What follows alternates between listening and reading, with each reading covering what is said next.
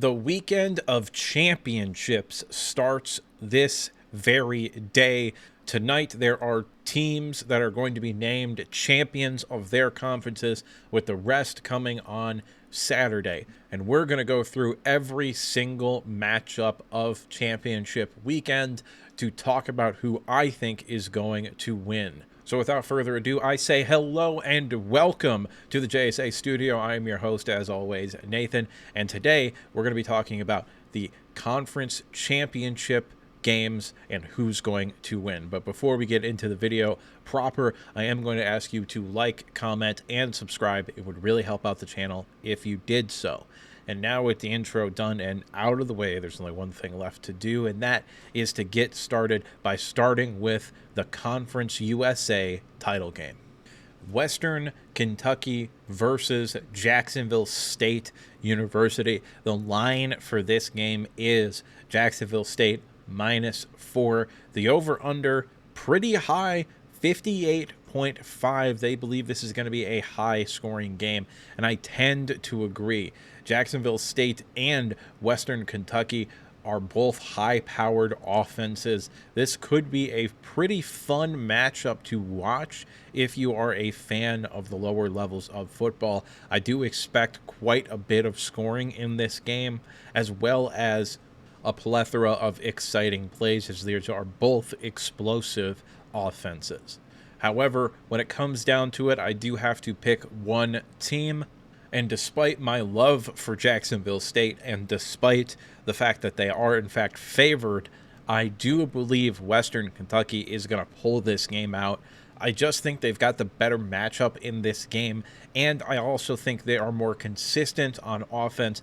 Jacksonville State, I think, is going to struggle to move the ball consistently. The majority of their yards are going to come on chunk plays, and I just think that Western Kentucky is going to find a way to pull this one out, although I wouldn't mind being wrong.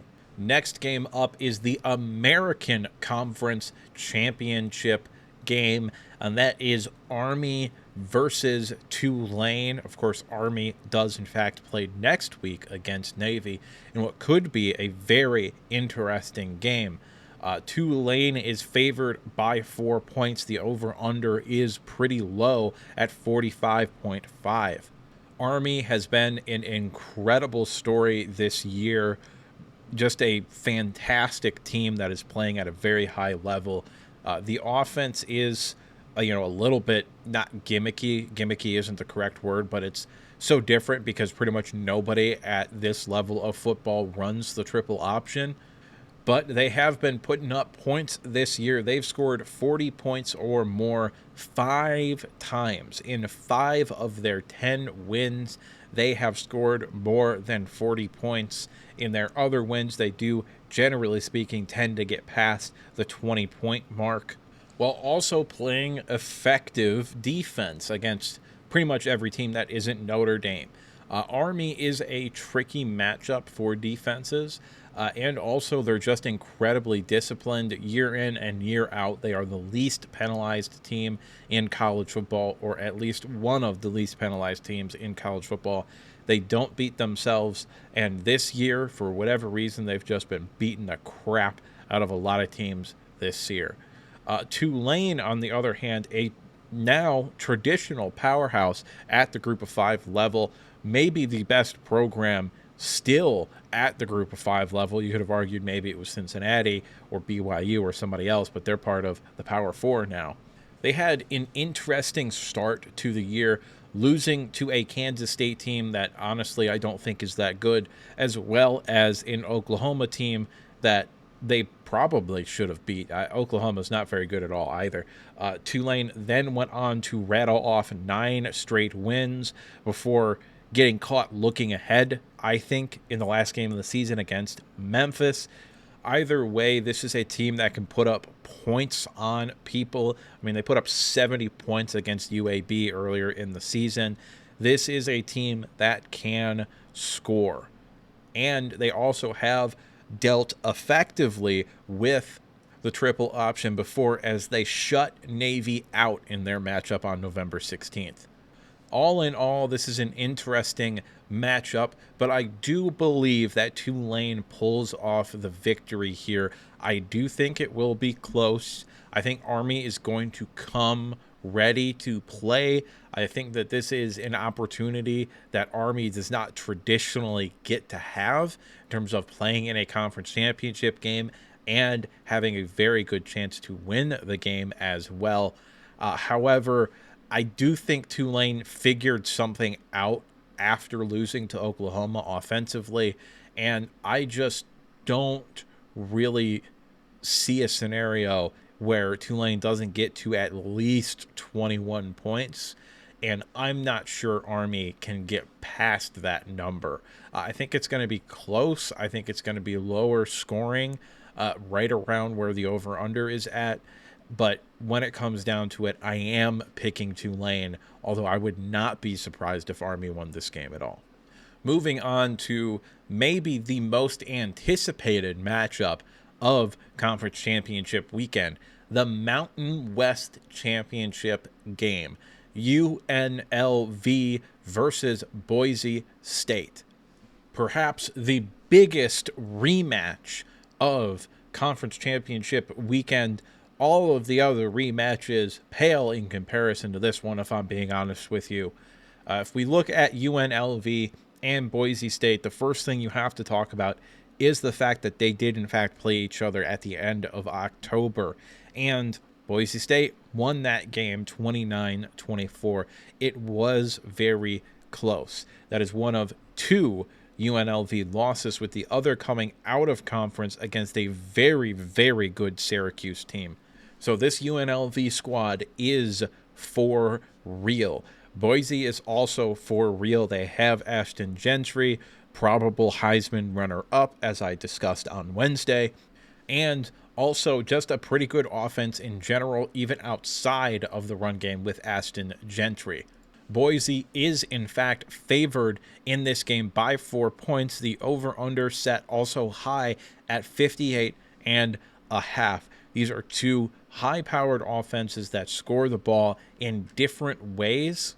Boise State is a little bit more balanced in terms of run and pass, whereas UNLV is very, very run-heavy. Ricky White III is pretty much their only weapon in the passing game. He has 1,020 of their 2,100 receiving yards this year, so half of the production in the passing game is one guy. And also, when you look at the running game, they've got 3 players over 500 yards, and all 3 of those players are averaging right around 6 yards a carry. This is a really, really good running football team going up against a really, really good running football team in Boise State. When we look at Boise State, obviously everything goes through Ashton Gentry. He's got 2,300 yards almost already, 28 touchdowns, I think. He's probably going to break Barry Sanders' single-season rushing yards record, if not in the conference championship game, then in the playoffs or the bowl game, unless they lose and he misses the playoffs. He may or may not opt out. I don't know. I imagine he'd probably play anyway, just to say that he broke Barry Sanders' rushing record. All right, so with kind of a breakdown of both teams going on here, who do I think is going to win this game? And I'm actually going against the grain here.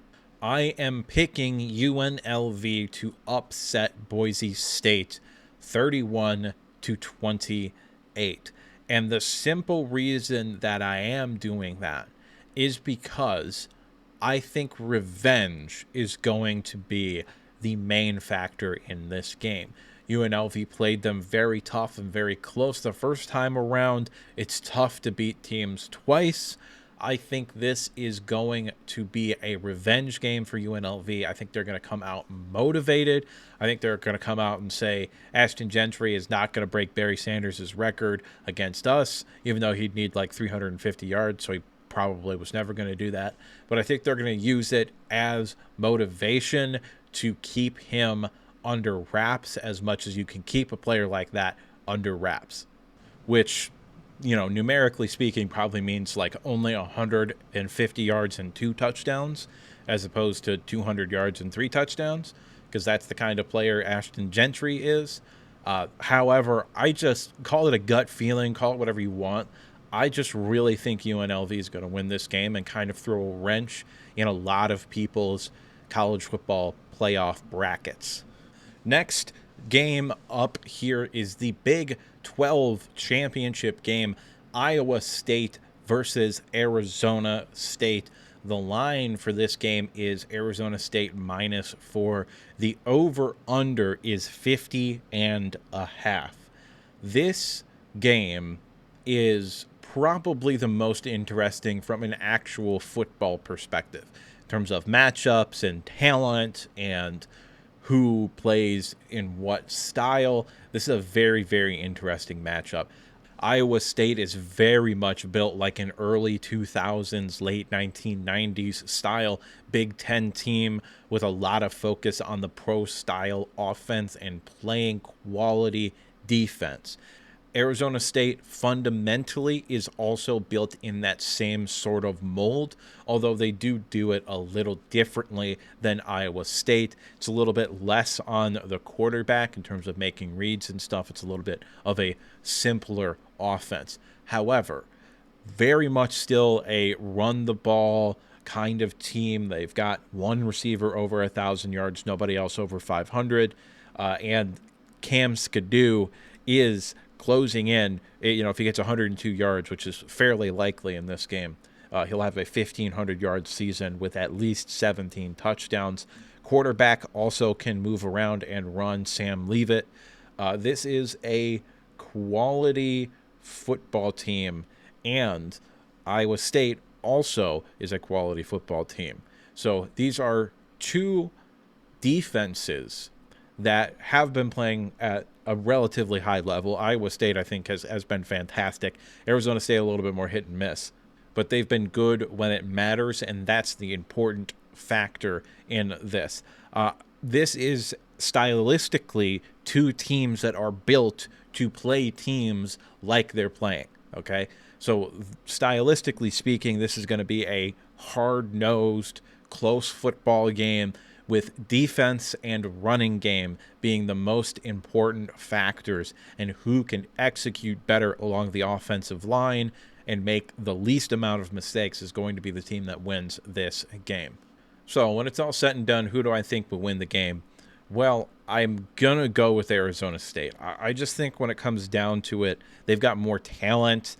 Even though I think Matt Campbell's a very good coach, I think Kenny Dillingham does give Arizona State a little bit of an edge. Me personally, I'm going to be rooting for Iowa State. I just think it's cool that they would be in the playoffs if they win. It would also be cool to see Arizona State, but I just would rather see Iowa State for no real reason. But ultimately, objectively speaking, I do think Arizona State gets it done, and I've got the score of this game 27-24. Moving on to the MAC championship game. Obviously, this involves several Ohio teams. Otherwise, how could we call it the MAC? Ohio versus Miami of Ohio. The line is Miami of Ohio -2.5. The over-under is 44.5. They think this game is going to be a low-scoring kind of affair. And even though I get where they're coming from with that, I do think this game is going to be a little bit more high-scoring than that over-under would anticipate. If you look at the previous game that they played back in the middle of October, they scored 50 points. It was Ohio 20, Miami of Ohio 30. And I think not a lot has changed. I felt throughout the season that Miami of Ohio was probably the best team in the MAC, and I still feel that way right now. I've got this game going to Miami of Ohio by the score of Ohio 21, Miami 28. I think this is going to be a similar game stylistically to the one they played during the regular season, and ultimately I just think Miami is better than Ohio in this scenario. Up next is the SEC championship game between 10-2 Georgia and 11-1 Texas. Texas is ranked number 2. Georgia is currently ranked 5, meaning that this is the only top 5 matchup of the day. And more importantly, probably in terms of playoff seeding, the most impactful game. Because if Texas were to lose this game, they would almost certainly end up as the 5 seed, meaning you're kicking Penn State out of that slot to the 6 seed. Notre Dame becomes the 7 seed, and it just kind of changes all of the matchups. Ohio State would then become the 8 seed most likely. So you're really playing with the matchups here if Texas loses this game. If Georgia loses, they probably fall back to being number 8, if I had to guess. However, there's a definitive possibility that they would just stay pat at the 7 seed. I got to be honest with you, I don't really have much of an incentive to watch this game. I think it's going to play out very similarly to the first time these two teams played. Georgia, I think, is just a bad matchup for Texas. And more importantly, I don't trust Quinn Ewers to win a big football game. I just fundamentally do not think he's that guy. And because of that, I do have a lot of reservations about this game. However, I also know that Sark, the head coach for Texas, is too good of a coach fundamentally for his offense to get got the way that they got the first time they played Georgia. They were held to 15 points. I don't think that's going to happen again.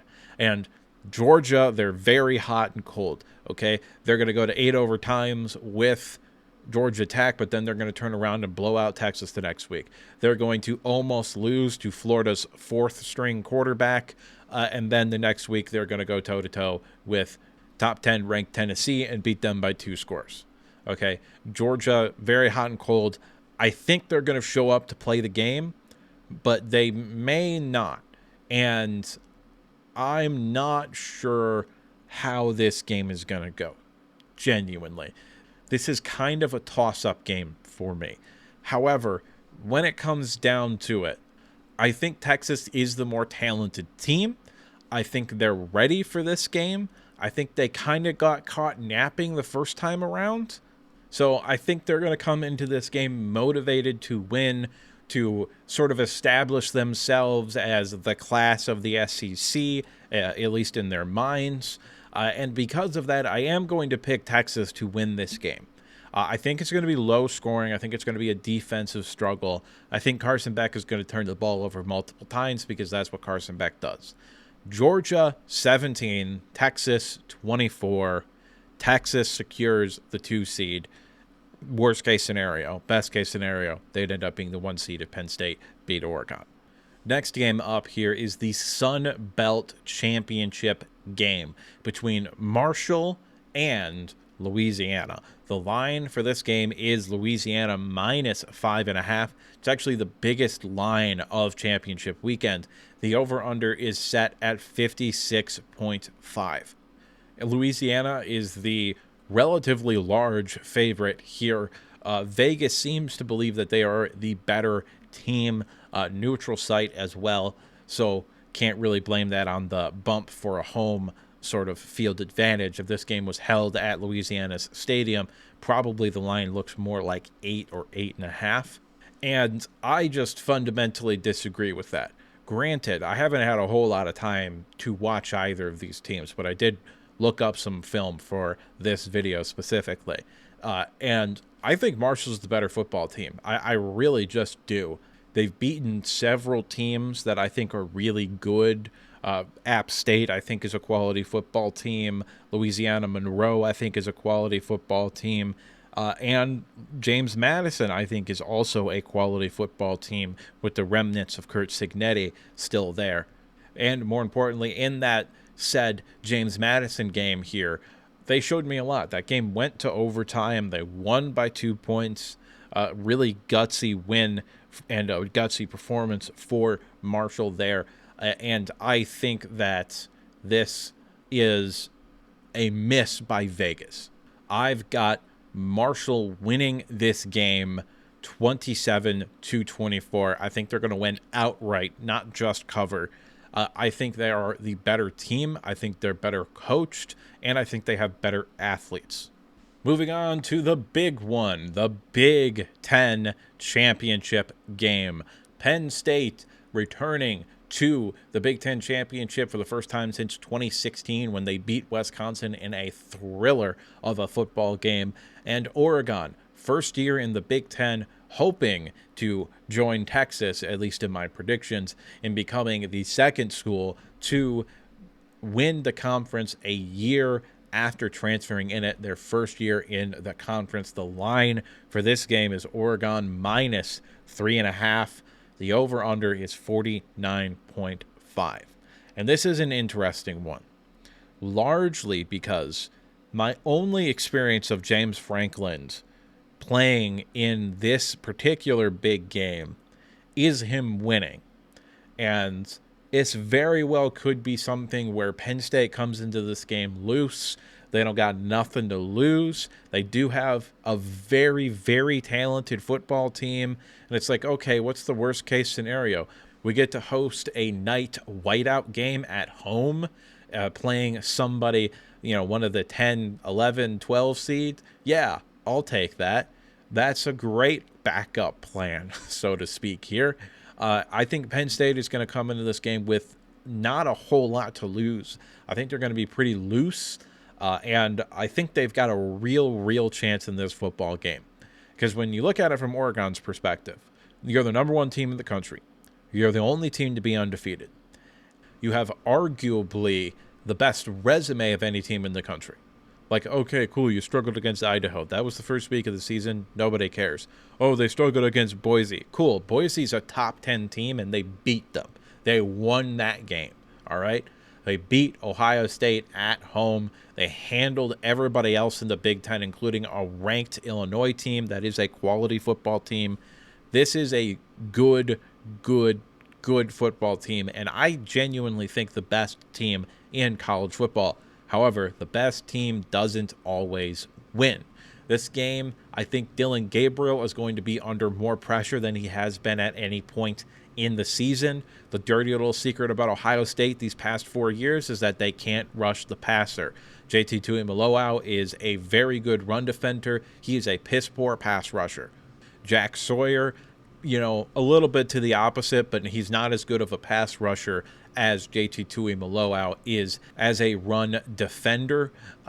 Fundamentally speaking, Ohio State had a lot of flaws that I've spoken about at length, not just this year, but last year as well, because it's practically the same team. The only thing that really changed is that they got better at the backup running back position, and they got a new quarterback who fundamentally is a worse football player than Kyle McCord. But that's enough about Ohio State. They didn't make the championship game, so I shouldn't be talking about them. Oregon. This game, to me, is going to come down to how well Dillon Gabriel plays. If Dillon Gabriel plays really well, I could see him get invited to the Heisman ceremony. Right now, that fourth sort of spot is up in the air for me. I think it's going to be Cam Ward, Ashton Gentry, and the winner of the Heisman Trophy, Travis Hunter, as 3 finalists on lock. They decided a few years ago that they were just going to have 4 finalists every year, even though almost every year since they decided that there have not been 4 players worthy of being a finalist. So, yeah, either way, I could definitely see Dillon Gabriel ending up in New York for the Heisman Trophy ceremony if he balls out in this game. If he doesn't ball out, I could see someone like Quinn Ewers or Caleb Johnson from Iowa sneaking in as that fourth sort of, we have to invite 4 people kind of player here. All that being said, what this game comes down to is how well Dillon Gabriel can play under pressure and if Penn State can get pressure. Now, I think Penn State's going to be able to get pressure. I think their defensive line is high quality. I think they're going to come in and be like, hey, we don't got shit to lose. Oregon might be a little tight. They are traveling far more than Penn State is for this game, and that does affect things. However, when it comes down to it, I just don't trust James Franklin and Penn State to win big games. I think it's going to be close. I think they're going to have a real shot to win, but I think you're going to come up short. I've got this score as Oregon 24, Penn State 21. Penn State just barely comes up short of winning their second Big Ten title in the James Franklin era, while Dan Lanning cements himself as maybe the best coach in the Big Ten. And finally, we have the ACC, the last matchup of championship weekends. The line for this game, Clemson versus SMU, I should say. The line for this game is SMU minus 2.5. The over-under is 56.5, so pretty high scoring, but not the highest line by any means. This is an interesting game because if Clemson wins, Alabama probably drops out. And by probably, I mean stays in almost certainly, because SMU should be in either way. They're not. If they lose, they're not in. But they should be in either way. And I think the college football playoff is going to set a dangerous, dangerous precedent that if you are not a name brand logo and you lose on conference championship weekend, then you don't make the college football playoffs. And that's really what this whole game is about.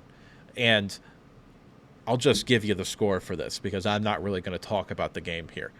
I do have SMU winning this game. I think they're the better football team, and I think it's pretty clear that they're the better football team. Clemson, I don't trust their quarterback at all, so I've got them losing by the score of 21-31. But getting to the point that I actually want to make with this, if SMU loses this game, they're out of the playoffs. It's over. They're done. They're dead on arrival if they lose this game. This is a win and you're in, lose and you're out type game for both teams. Even though SMU, as an 11-1 conference finalist here at the very minimum, should be in.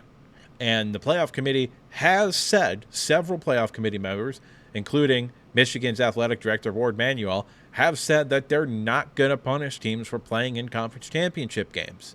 Well, guess what? If SMU loses, they're going to punish teams for playing in conference championship games. It's a reality. It is a fact. If SMU loses, they are out of the playoffs. Alabama remains. Even though Alabama shouldn't be in the playoffs anyway. I don't have them ranked inside by top 15. I don't think they're one of the 12 best teams in the country. I think they're laughably bad.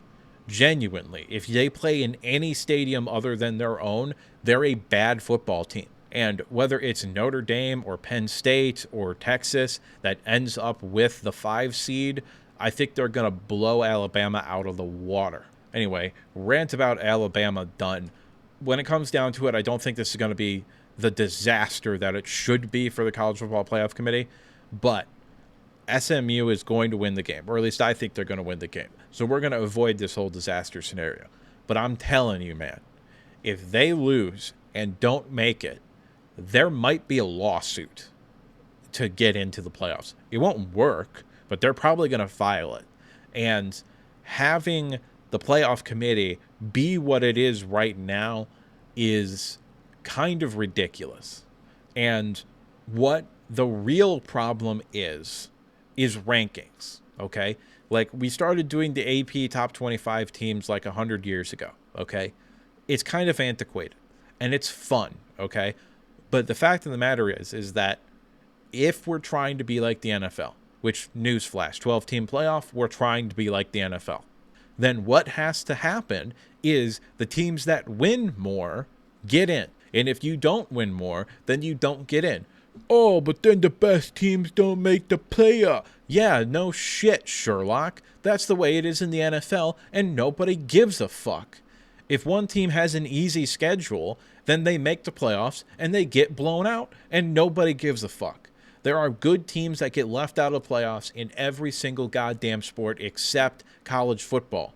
And you're trying to act like because a team is imagined to be better, because Alabama does not have a case to be better than Miami. They do not have a case that they are a better football team than SMU. They don't. That case does not exist. Oh, but we beat South Carolina and Georgia. You didn't deserve to beat Georgia. If Carson Beck doesn't suck balls, Georgia wins that game by 3 touchdowns. There is no way that you can watch that game and come away thinking Alabama is the better team. Yes, even in the first half when they were up like 27-3 at halftime. There were so many things that Georgia did so stupidly bad in that first half. If one of those things doesn't happen, they win the game. Alabama does not have a case to be in the playoffs. They are getting in the playoffs because they are Alabama. And you want to know how I know that? Because South Carolina isn't getting it.